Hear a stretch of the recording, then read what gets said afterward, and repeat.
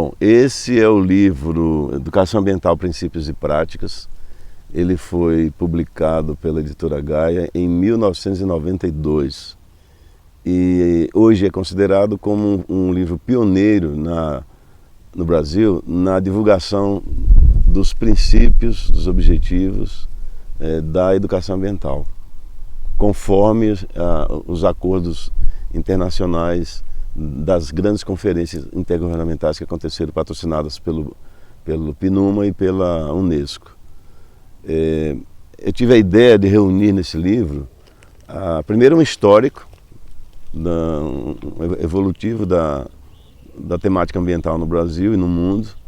Então vai desde o início, a chegada dos portugueses do Brasil, e vai até uma perspectiva até o ano 2200 por aí.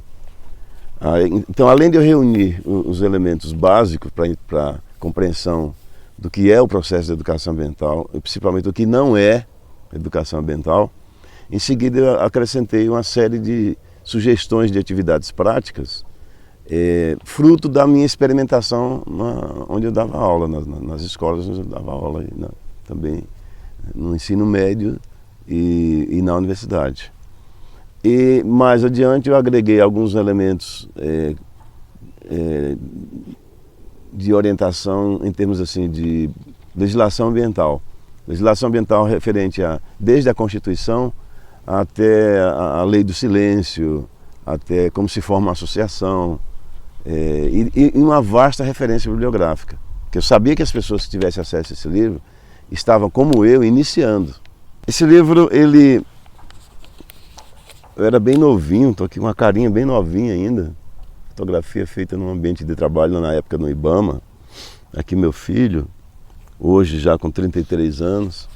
E aí tem até um desenho dele assim, mostrando sobre as emissões dos carros. Naquela época a gente já questionava que era CO2 demais sendo lançado na atmosfera e que essa história de neutralização era uma bela de uma conversa, né? Aqui tinha um aparelhinho que a gente construía, e na verdade isso aqui era uma ideia já da Matsushima, que ela produzia um trabalho para a CETESB, um caderno para professores. Então ela teve esse trabalho pioneiro e que tem que ser reconhecido, como eu reconheci na introdução desse livro. Agradeci também a pessoas como Valdo Antunes, que foi que começou essa história toda, que permitiu que isso acontecesse. Então esse livro, ele explodiu na Rio 92. Você via gente de várias partes do mundo com esse livro debaixo do braço. E ele começou a circular no Brasil. Esse foi o tal livro que eu ofereci para o MEC e para o IBAMA publicarem, sem nenhum ônus para eles. Eu cedi os direitos autorais e não tiveram interesse. Então a editora Gaia, por meio da Valdo Antunes, se interessou por isso. O Luiz Alves na época entendeu e aí começaram a sair as edições sucessivas, as tiragens sucessivas. Daí um pouco tempo, já se observou que tinha muita coisa acontecida e a gente precisava atualizar. Foi assim que surgiu a segunda edição, já revista e ampliada. A essa altura, no Brasil, a resistência contra a educação ambiental já tinha diminuído um pouco, mas ainda existia a tentativa de se colocar ecologia nas escolas, em vez de educação ambiental. Então a ecologia era a prática vamos salvar o bichinho, a planta, o verde, abraçar a árvore, e estava resolvido o problema. Ficavam de fora as questões sociais, econômicas, políticas.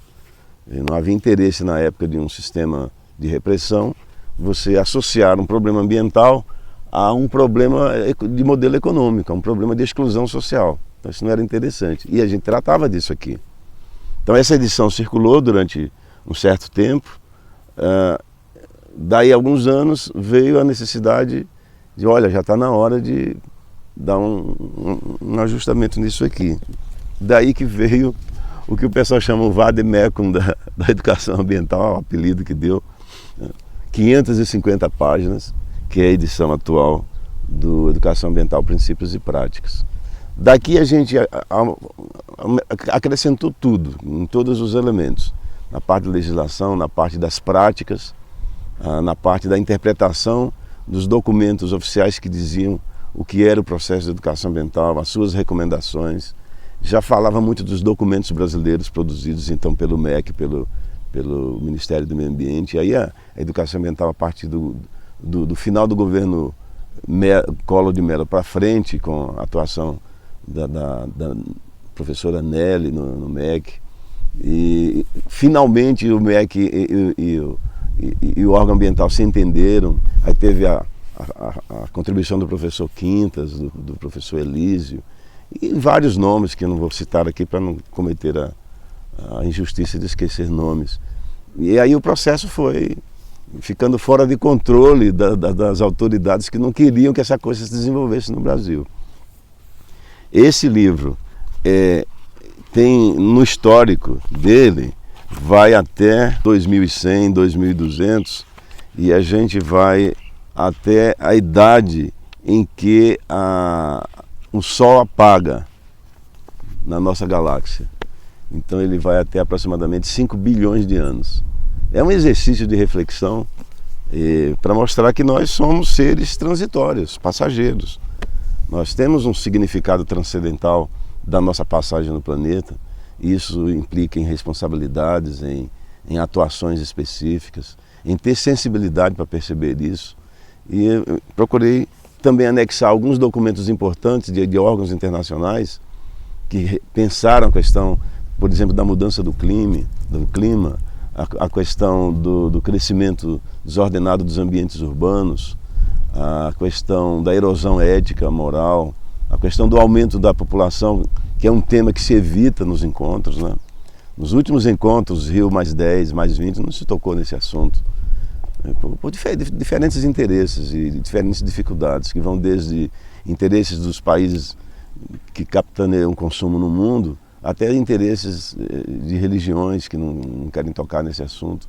Mas era um problema grave, e nós reunimos esses elementos todos e tratamos aqui a questão da resiliência dos ambientes, a questão da biodiversidade, a questão da perda da massa florestal do planeta, a questão dos mares e fundamentalmente a questão da água, essa relação do ser humano com a água, que é uma relação que ele não entendeu ainda, pelo menos em sua maior parte, que termina sendo a relação dele com o planeta, com esse ponto que sobrevive num cosmos geladíssimo, aquecido por uma estrela que logo se apaga. E a gente não entendeu isso, que a nossa passagem é transitória. E no momento que a gente percebe isso, muda toda a nossa conduta, a nossa percepção, as nossas decisões. E é isso que a gente procurou trazer nesse livro, que eu espero daqui mais algum tempo já fazer uma repaginação do que está aqui.